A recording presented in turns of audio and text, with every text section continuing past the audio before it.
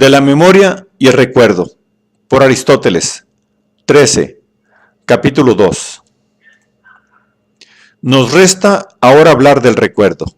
En primer lugar, hemos de admitir como punto de partida las verdades que hemos establecido en nuestra anterior exposición, porque el recuerdo no es ni la recuperación ni la adquisición de la memoria, pues cuando uno por primera vez aprende o recibe una impresión sensible, no recuerda uno ninguna memoria, pues no ha habido ninguna anteriormente ni la adquiere uno por primera vez.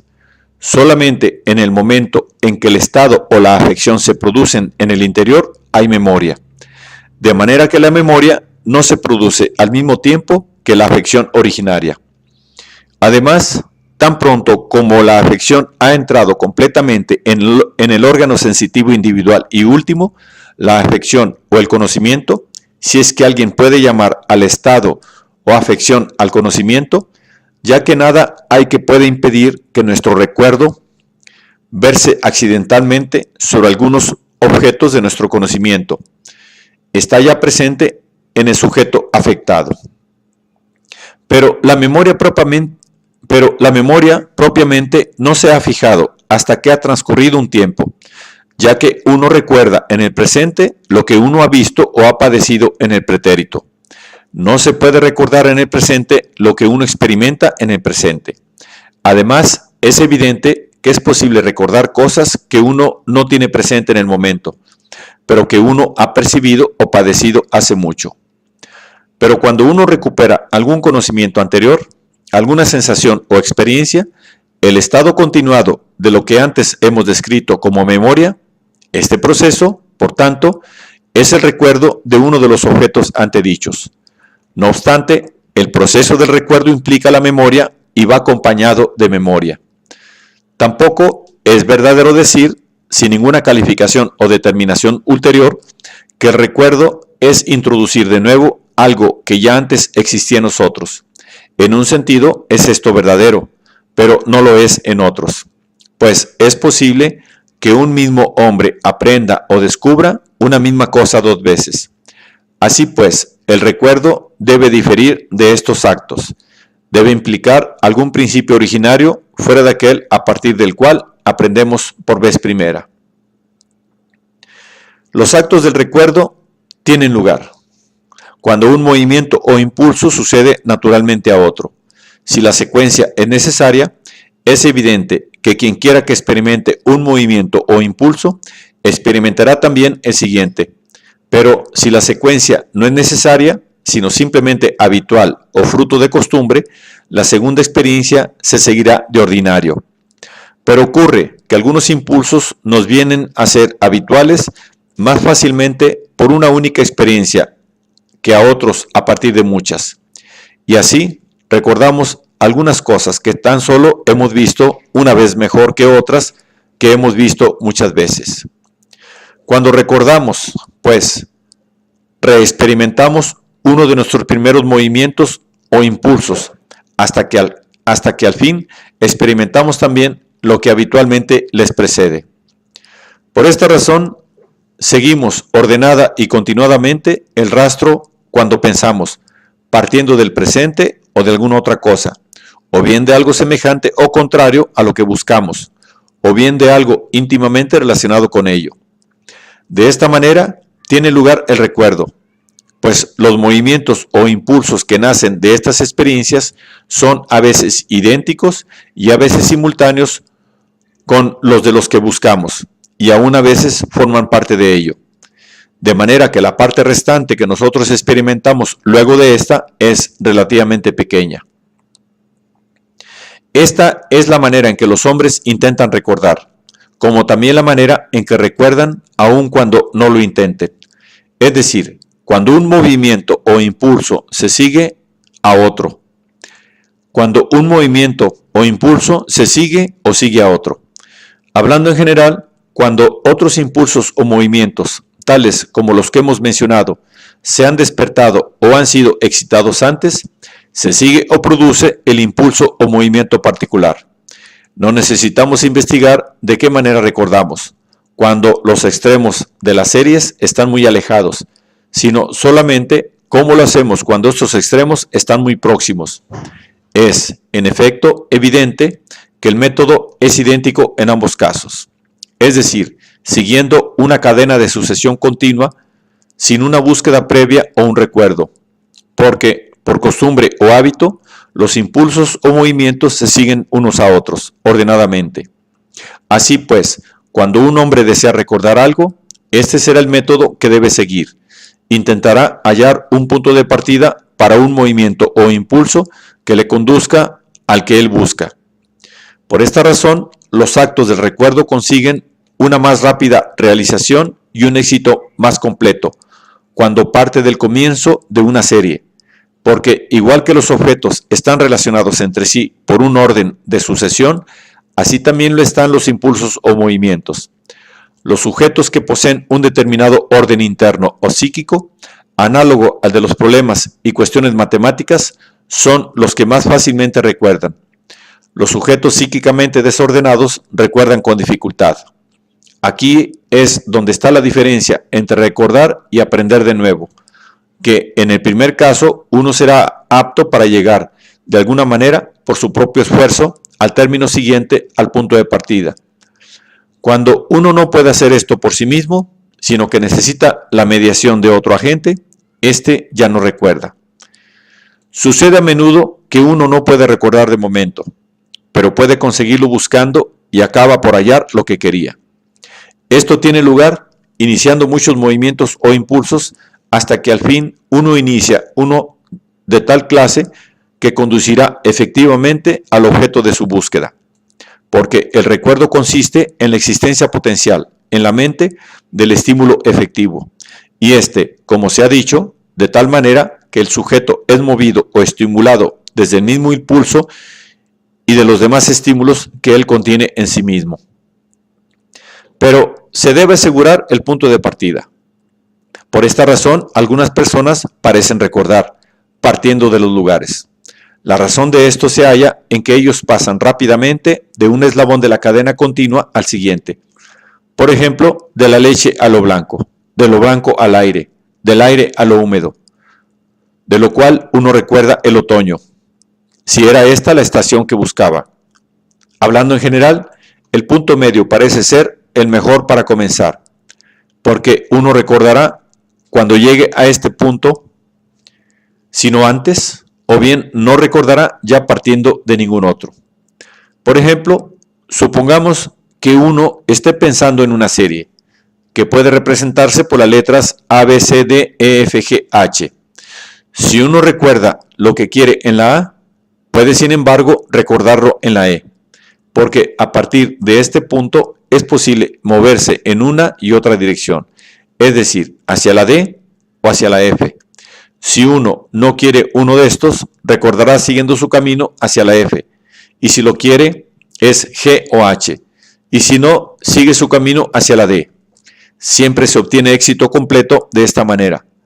La razón por la que a veces recordamos y otras veces no, aún partiendo del mismo punto, es que es posible moverse desde un punto de partida idéntico a varios puntos distintos. Por ejemplo, desde C podemos ir directamente a F o solamente a D. Si uno no se mueve por un camino antiguo, el movimiento de uno tiende a lo más habitual o acostumbrado, pues en este caso la costumbre o el hábito tiene las veces de la naturaleza. Por eso recordamos rápidamente las cosas que frecuentemente están en nuestro pensamiento, porque igual que en la naturaleza una cosa sigue a otra, así ocurre también en la actualización de estos estímulos, y la frecuencia o iteración tiene las veces de la naturaleza. Pero puesto que en los fenómenos puramente naturales algunas cosas tienen lugar de manera contraria a la naturaleza y se deben al azar, más aún ocurre así en el orden de los hábitos, a quienes el término natural no corresponde en el mismo sentido. De manera que la mente es impulsada o movida a veces no solo en la dirección requerida, sino también de otra manera, especialmente cuando la aparta alguna cosa en su dirección y la vuelve hacia sí misma. Por esta razón, cuando queremos recordar un nombre, recordamos fácilmente alguno parecido, pero fallamos en el enunciado del que queremos. El recuerdo, pues, tiene lugar de esta manera. Ahora bien, el punto más importante es conocer el tiempo, ya sea con exactitud, sea de una manera indeterminada. Admitamos que se posee una facultad por la que se puede distinguir el tiempo mayor o menor. Es natural suponer que podemos distinguir estos tiempos, igual que distinguimos las magnitudes.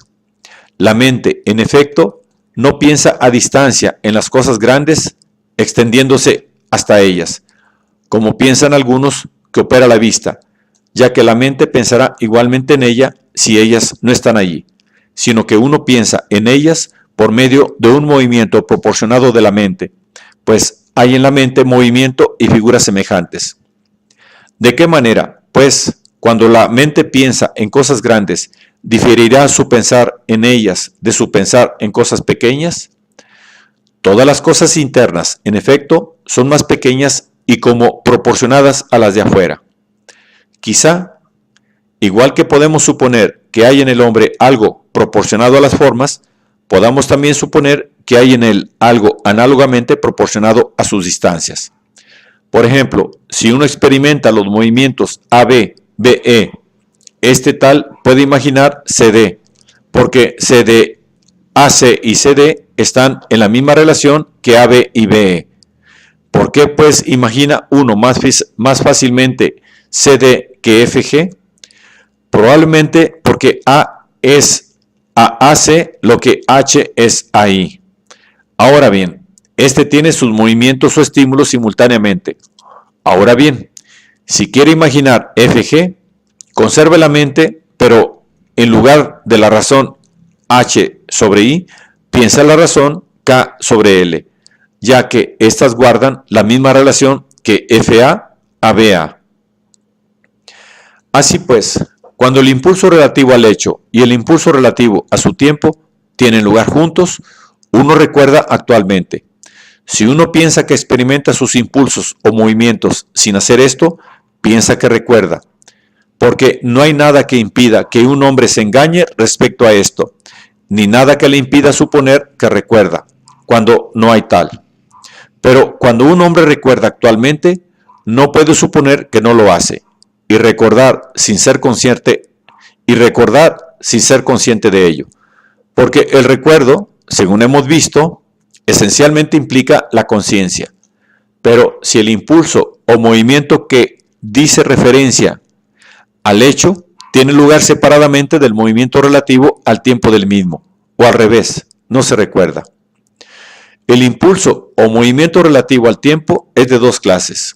A veces uno recuerda un hecho, sin una exacta estimación de tiempo, tal como que uno hizo tal y tal cosa antes de ayer, y a veces uno recuerda con una estimación exacta del tiempo.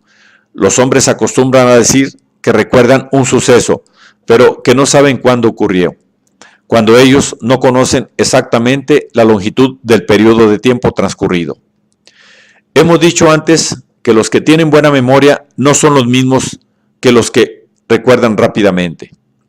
El recordar difiere de la memoria, no solamente en el aspecto del tiempo, sino también porque, mientras que muchos otros animales participan de la memoria, se puede decir que ninguno de los animales conocidos, excepto el hombre, puede recordar. Por esta razón, el recordar es como una especie de silogismo o inferencia, pues cuando un hombre recuerda, infiere o deduce que él antes ha visto, ha oído o ha experimentado algo de aquella clase. Y el proceso de recordar es una especie de búsqueda. Este poder o capacidad solo puede corresponder por naturaleza a animales que posean la facultad de la deliberación, ya que también la deliberación es una especie de inferencia. Que la experiencia es en algún sentido del orden físico y que el recuerdo es una búsqueda de una imagen o pintura mental que se halla a sí mismo en el orden físico, se demuestra por el malestar o molestia de que dan muestra algunos hombres cuando, a pesar de una intensa concentración, no consiguen recordar. Malestar que además persiste incluso una vez han abandonado ellos todo intento de recordar. especialmente en el caso de los temperamentos melancólicos, ya que estos temperamentos se ven especialmente afectados por las imágenes o pinturas mentales. La razón de que el recordar no esté al alcance de su mano o su poder está en que, igual que cuando los hombres lanzan piedras, no está muy al alcance de su capacidad el pararlas ya, así el hombre que se ha concentrado en el recuerdo y en la búsqueda pone en movimiento una parte del cuerpo, en la cual reside la afección. Y los que sufren mayores molestias de esta clase son los que tienen humedad en torno a las regiones sensitivas, porque la humedad, una vez puesta en movimiento, no se para fácilmente hasta que el objeto buscado recobra de nuevo su fuerza y el impulso sigue una línea recta. También por esta razón, los de temperamento explosivo o los tímidos, cuando ellos han producido una vez un impulso o movimiento, no cejan ya aún cuando sus sujetos les opongan movimientos contrarios, sino que siguen en su actividad y dirección originaria pese a estos. Esta afección es análoga a lo que ocurre en el caso de los nombres, tonadas y refranes, cuando alguno de ellos ha estado muchas veces en nuestros labios, pues aun cuando arranquemos el hábito y no queramos repetirlos más, nos encontramos continuamente cantando o pronunciando aquellos sonidos familiares. Las personas que tienen sus extremidades excesivamente largas y las que son enanas tienen la memoria más pobre que sus opuestas, porque acarrean un gran peso en su órgano perceptivo y sus impulsos o movimientos no pueden desde el comienzo conservar su dirección, sino que encuentran impedimentos para ello y no pueden moverse fácilmente en línea recta en su proceso recordativo. Los muy jóvenes y los muy viejos tienen memorias de inferior calidad o categoría, debido al gran número de fuerzas que hay en ellos en actividad. Los últimos, en efecto, están ya en un estado de rápida decadencia o decaimiento, y los primeros están en un estado de rápido crecimiento o desarrollo. Los niños pequeños son además semejantes a los enanos, hasta tanto que han avanzado en edad. De esta manera damos fin a nuestra explicación o exposición de la memoria y el recuerdo. Exposición de cuál es su naturaleza y de cuál es la parte del alma con que los animales pueden tener memoria. También acerca del recuerdo hemos dicho qué era, de qué manera tiene lugar y por qué razones.